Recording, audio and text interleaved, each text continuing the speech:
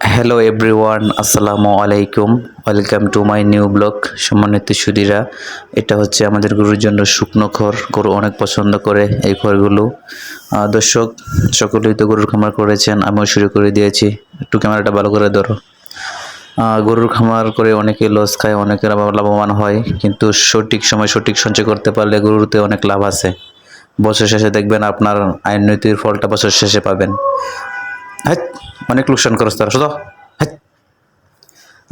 দর্শক, গরুটি আমার দিকে ভয় পাইছে, কারণ গরুর কাছে আমি সব সময় থাকি না। আমার আম্মু নিজে লালন পালন করেন, তাই আমাকে দিকে ভয় পাইছে। আর ওরা অনেক অনেক লোকসান করে। খের দর্শক, আপনাদের দোয়া ও ভালোবাসা 4টে দিয়ে শুরু করেছি। সকলেই দোয়া করবেন যাতে আরও এগিয়ে যেতে পারি। এই লাল গরুটা হচ্ছে আমাদের নতুন নতুন কিনেছি। আর এটা অনেক পরিশ্রম করায়। একে আপনার খের কেটে তারপর বসিয়ে দিয়ে পানি দিয়ে ভিজিয়ে দিতে হয়, না হলে আবার ওর পছন্দ না। আর এটা হচ্ছে আমাদের পুরান গরুর যে বড় গরুর বাছুর, এটা এখনো দুধ খায়, দুধ ছাড়ানো হয় নাই। আর নতুন সঙ্গী পেয়ে নতুন সঙ্গীর সাথে আপনার ভিজিয়ে দিয়েছি যে খড়, ওইগুলো ও পছন্দ করে। দর্শক, সকলেই দোয়া করবেন যাতে আরও এগিয়ে যেতে পারি।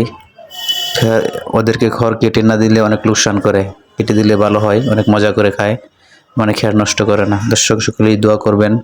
আপনাদের দোয়া ও ভালোবাসা শুরু করেছি, সকলেই দোয়া করবেন। এটা হচ্ছে প্রেগনেন্ট, আজকেও একে ভ্যাকসিন দেওয়া হয়েছে। কালোটাকে আজকে ভ্যাকসিন দিয়েছি। আর এটা হচ্ছে আমাদের পুরান গরু। সকলেই দোয়া করবেন যাতে ভালো মতো আমি